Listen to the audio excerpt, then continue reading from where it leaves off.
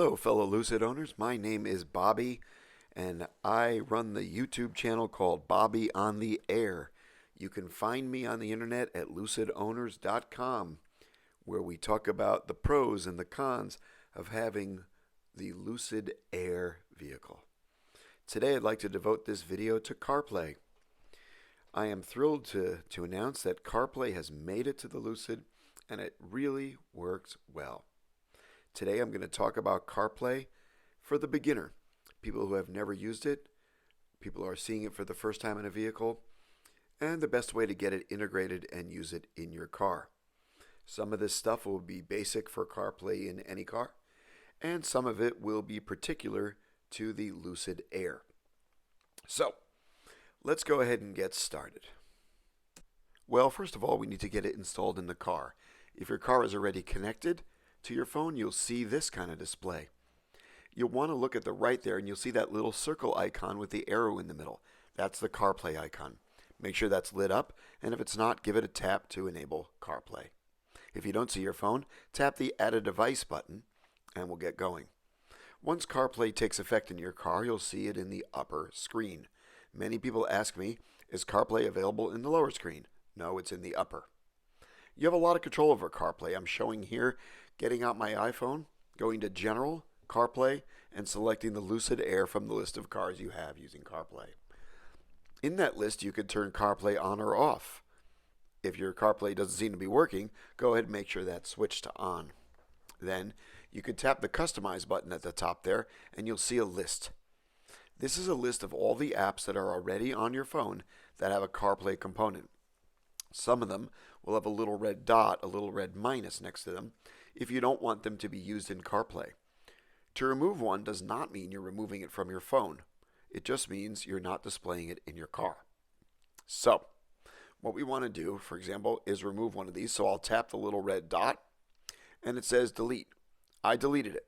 Now what happened?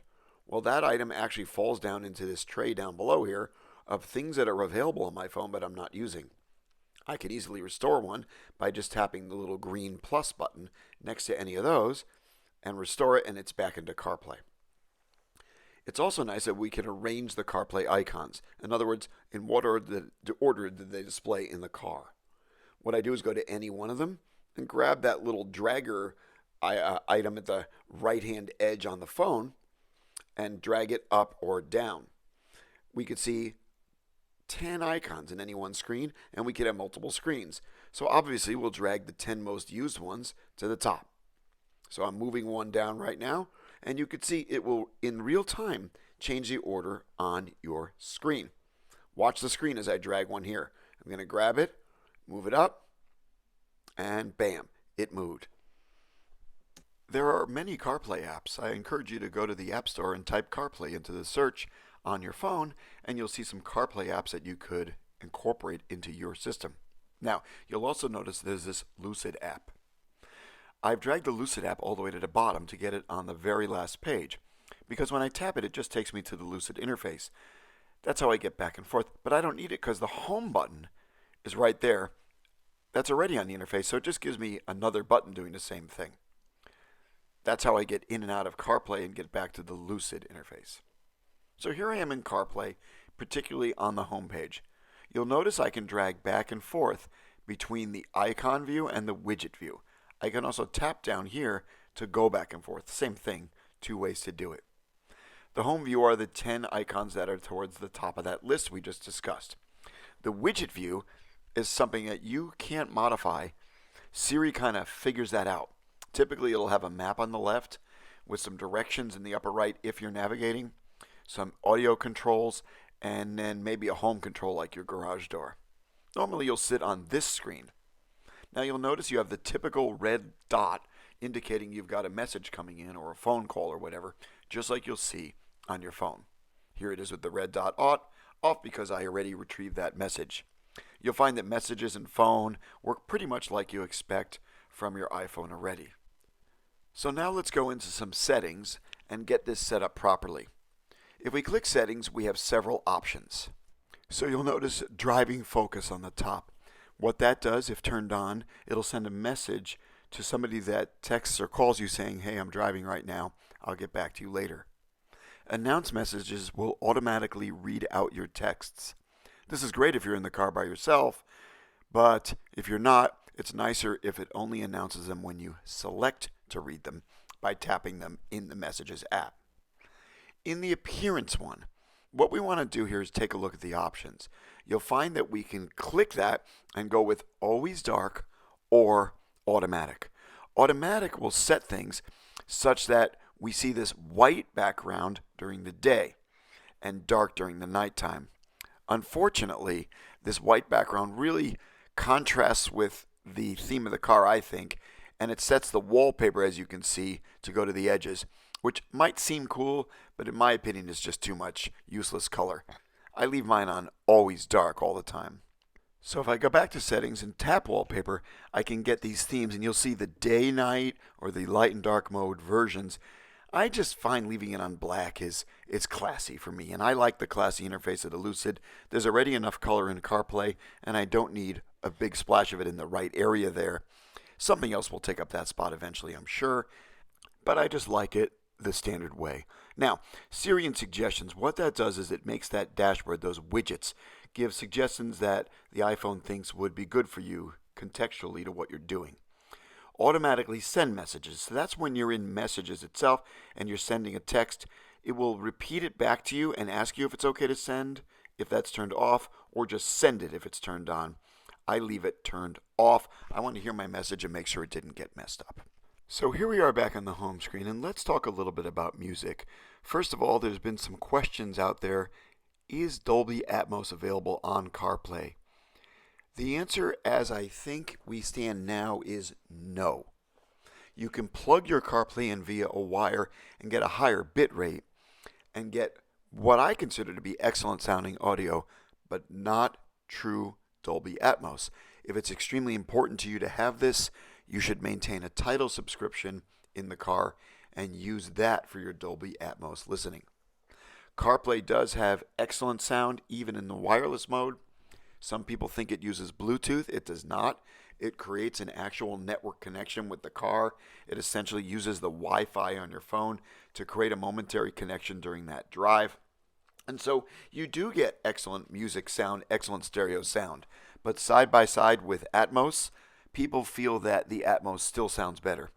CarPlay is capable of that, but we're just not seeing it yet, and I hope that will come out in the Lucid soon. So now we're going to select music, and what that means is I'm in my Apple Music interface. So you need to subscribe to Apple Music, like any other musical thing, to get this going. If you're not a subscriber, you will see some options here, but not the content for a subscriber. I like it. I like curating my playlists on my home computer, getting them just the way I want them, and then I have them available in the car. I think it sounds fantastic, and I enjoy it. It does have a shuffle mode, which we don't see in some of the other interfaces on the Lucid, and the next playlist works. The queue is working.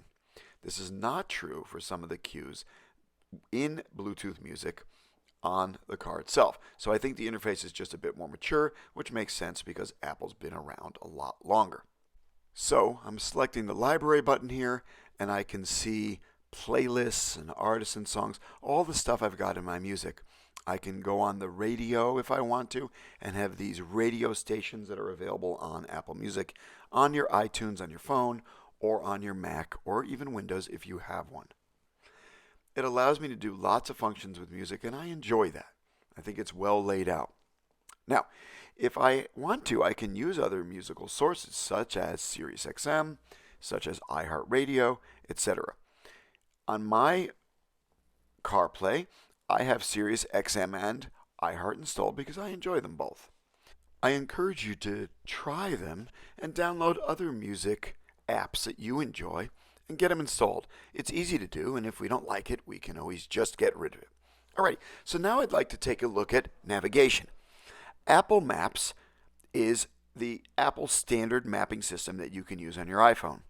It'll look very similar to your iPhone with some differences.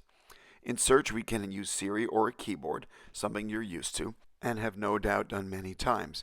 So let's go visit my friend Matt in Los Angeles so I can take him to the Apple Store and show him the light about why he wants Apple products, especially an iPhone. It'll give me various routes, just like you've seen on your phone, and I can tap one to try a different route. It'll show me the ETA, and I can easily switch between them. So what I'll do is after I select my route, I then just select go, and everything works the way you've used it many times on your iPhone before.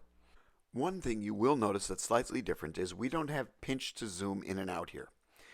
I don't know why. It seems to be a limitation of the implementation, so we do have a plus and minus button in the bottom right hand corner if we want to zoom in and out on the image. So I'll move it to the center and zoom in and out. Not as nice as pinch to zoom like we have in the Lucid UI, but that's what we've got. I can also move the map around by dragging it anywhere I want. If I kind of get lost, I can press the little location arrow, and that returns me back to the recentered version of the map. Now I can also press the menu in the lower left hand corner, and I have three options here. Add a stop, which you know how to do. Share my ETA like this. It brings up your contact list with your most used ones up top. Just tap it and you'll be able to share your arrival time with whoever that is. Also, it has a report function, which is a little bit like Waze, where we can say, hey, there's a crash, a hazard, or a speed check. Because a lot of people use Apple Maps, this reporting is actually pretty good. It's pretty accurate, and Apple will say to you, or your car will say to you, hey, speed trap ahead, in a similar way that Waze does that. All right, well, we're back on the home screen now, and I want to talk about a couple quick things. First of all, the left edge there. You'll see on the left edge are the three icons of the last three used apps.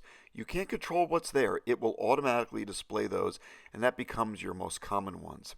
All right, well, let's give a whirl now to Google Maps. I don't personally use Google Maps a lot, but it is very nice with the satellite overview. Google Maps is extremely popular and has lots of functionality. Up to you to give it a try and decide your favorite. All right, let's give a try now to Calendar. Now, first of all, when we invoke Calendar, you'll notice the only glitch I found in CarPlay. The text is black. This text should be white. We'll go ahead and let Lucid know this. If you look at a split screen with my other car, you'll see the text is white there, and it's a lot easier to see. If I zoom out here to what the driver sees when driving, you'll see that the black text on a light background is kind of tough. Hopefully Lucid will update that pretty soon, and everything will be fine. Now, on Calendar, if you want, you can ask Siri to see other days, but you can't ask, or you can't show other days, I should say. Now, if one of your events has an address built in, like this one, a simple tap will take you directly to Apple Maps. You cannot set what mapping system to use for this function. It will not take you to Google Maps by preference. For example, it will always be Apple Maps. You can hit go, and you're navigating. That's the deal with Calendar. It works really well. Let's get that font corrected, Lucid. Now, on to the next thing. You'll notice on the upper left-hand side there's some information here. We have the time. And Lucid has done us the favor of taking the time off from a half an inch above it where it normally displays during CarPlay, so we don't have the time right next to each other. Some have complained that the font here is kind of small though, and I agree. In fact, I think Lucid really should display the time and date in the main dashboard right in the middle there. Look at all that real estate. Give me the time and date like many cars do, so I have that. The time is very important to a driver. Let's have it display right there, especially during CarPlay. Now, in one of my previous videos, I talked a lot about the musical interfaces for Sirius XM, etc. I think Apple's just had more time and more inclination to develop these software apps, and I just like the way it displays better. I like a little color. I understand the idea of the Lucid Eye being kind of monochromatic with the ambers, but I like a little color so I can find things when I'm driving. I like that the icons vary instead of just being simple musical notes. To me, it's just easier to use despite the screen being much smaller. Now, I do not in any way dislike the Lucid UI. I think it looks really classy, but look here. Here's my list of satellite channels, my favorites, and it's not just showing me the name of the channel, it's showing me what's on that channel. I like that, and I can just go to say, hey, that looks good. I want to listen to that song or news program or podcast. To me, this is where the Lucid UI needs to go as it matures. I also wanted to make a point about reception. On satellite radio and iHeartRadio, I get lots of dropouts. You can see by looking at the screen here, I'm on 5G ultra wide on my Verizon phone.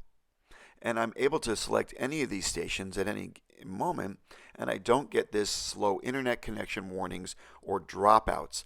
Because if you look at the top line, the Lucid built-in UI is giving me 1 bar of cell service. And that certainly is a big difference when it comes to listening to streaming media. Now, on that topic, a lot of people have said, hey, Dolby Atmos is not available on CarPlay, and I want to continue to use that. But can I listen to my Lucid UI music while CarPlay is active? Well, sure you can. And to go you one further, you can listen to music on your Lucid interface while you're navigating on CarPlay or sending a text on CarPlay. So if I tap over to music, I'm in the familiar Lucid UI, and I can choose for whatever source I want to and choose whatever musical program I want to hear. This does not mess with CarPlay, and I can still use it for other functions such as navigation or texting or whatever.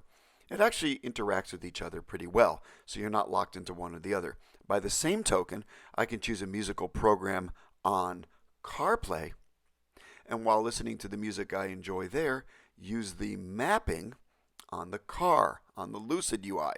I'll go ahead and tap the navigation icon, and I can use that familiar Lucid UI, which is really beautiful. And I do love the dual screen. We're not going to see that on CarPlay, so some might wish to use navigation here. You might think, well, then what am I going to do? How do I get back to CarPlay because I want to change the station? Well, here's the thing. They're not going to both display at once. I'd love to see that happen in the end, but that's not the way it works right now. So your only option is to go ahead and hit that home button, select Apple CarPlay, and choose a different musical program to your liking. Now, this might make you wonder, what if I hit that phone button? Well, you can't have the phone using CarPlay and the Lucid Phone UI at the same time. It'll just say to you, hey, take me back to CarPlay. Now, what's nice if you do hit that phone button and you go, oh crap, I came out of CarPlay and I want to use the phone, you can hit the Take Me Back to CarPlay button, and it does take you directly back to the phone interface, which I think is a nice touch. Well, there's our CarPlay. I hope this video was helpful for some of you folks. If you have any points to make or comments about the video, please leave them down below or find me on lucidowners.com. I'm looking forward to the release of Android Auto and other software features coming to the Lucid. Thanks, Lucid. You're doing a great job. I'm really enjoying the software, and I'm really enjoying my Lucid Air. Bye-bye for now.